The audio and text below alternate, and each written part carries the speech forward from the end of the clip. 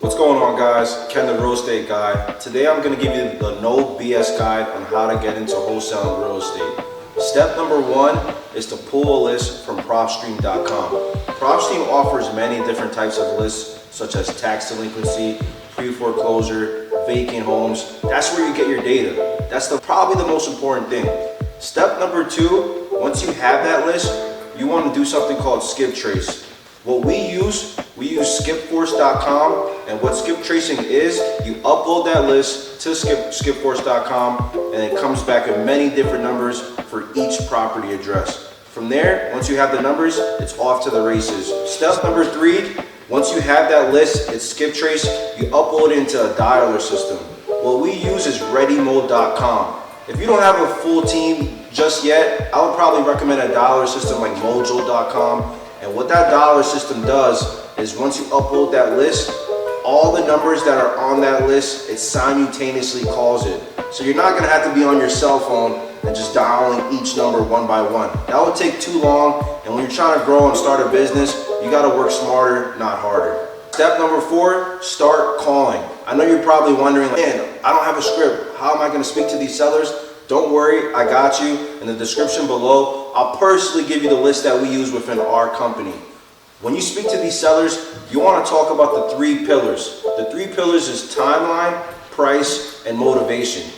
Before you even get into the property condition, you want to find out those three pillars because those are the most important factors when you speak to a seller. Just think about it. If you don't know what the motivation is, and if you don't know what the price is, how are you going to make a deal happen? You want to find out their why, you want to build that rapport, and most importantly, you want to know that price point. Because if they're asking way too high, then there's no point even continuing the conversation, because we want to speak to motivated sellers that are really interested in selling their home, and not those sellers that are just looking and fishing for an offer. Alright, so step five is how to come up with the offer.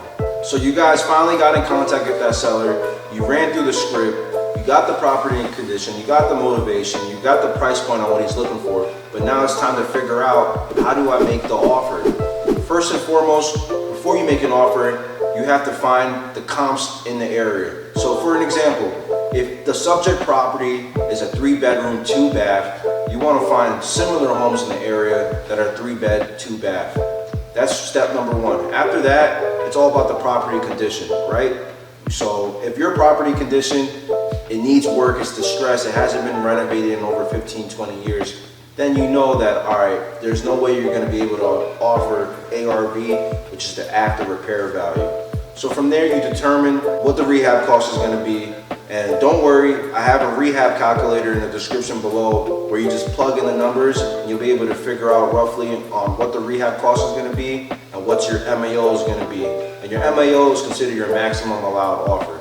Quick gem for you, you never want to start making that cash offer at the MAO price. So for example, if your maximum allowed offer is $230,000, you do not want to offer $230,000 initially to the seller. The reason why is you want to leave room for negotiations.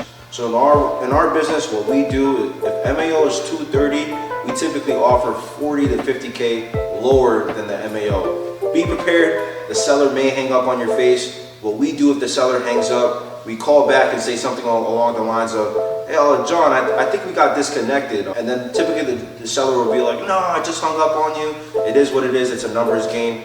But that's step five. All right, guys, that's how we're up to step number six, and that's how to make the offer.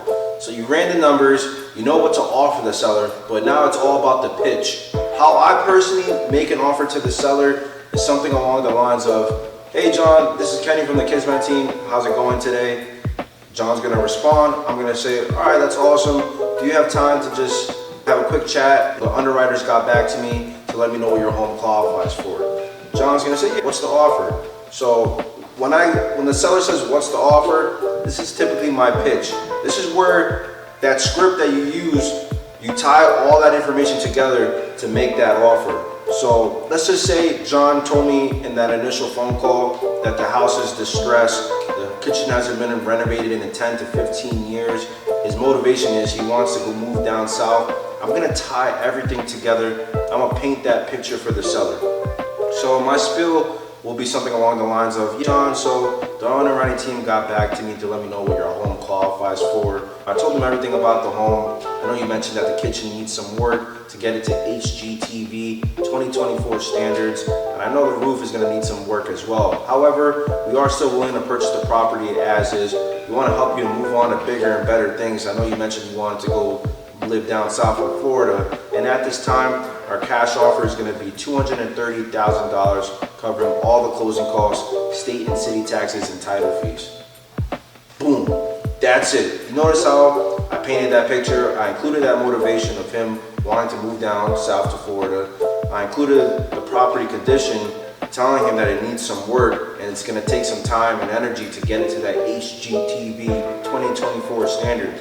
So once you paint all that together, you just shut up. There might be an awkward silence for like a second or two, but we love that awkward silence. We always experience that. We make these type of phone calls every single day. So those awkward 1 to 2 seconds of silence, that seller feels it 10 times more than you do. So just shut up once you make that offer and let the seller respond back to you. All right, guys, we're up to step 7, and that's sending that contract out. So once you make that offer to the seller either said yes or no. Hopefully he said yes, and we gotta send that contract. We do business in New York and New Jersey. In the description below is the contract that we use in every single deal here in New York and New Jersey. If you're in any other states, you could use that contract, but I would like for you to run it by a local attorney first, because every state has their own set of rules and guidelines, and you want to be able to follow that, and most importantly, protect yourself. So once you send that contract out, we use something called DocuSign. DocuSign is a game changer for your business. And rather than having to go and meet the seller, you could easily send it via electronically using DocuSign. All you need from the seller is an email address, and you literally upload your contract and send it out to the seller. The rule of thumb in our business and what we tell sellers, it's company policy to go over the proposal over the phone. In the past, we used to send the contracts out blindly, and sometimes we would just get ghosted by sellers. And we found out that these sellers are literally just shopping around our contract to other investors, calling them in order to get a higher offer. But now we protect ourselves and we tell sellers like, hey, look, it's company policy. You know, we have to go over the agreement together over the phone in case you have any questions about the proposal. You never want to say contract also. Contract scares sellers. You either want to say agreement or proposal, and that's the standard 2 words that we use in our company. I know there's more steps into wholesaling, but today we're just going to talk about the acquisition side. Stay tuned. I'm going to drop another video soon on the disposition side. And if you feel like you got value off this video, hit the subscribe button, and I'll speak to you guys soon. Take care.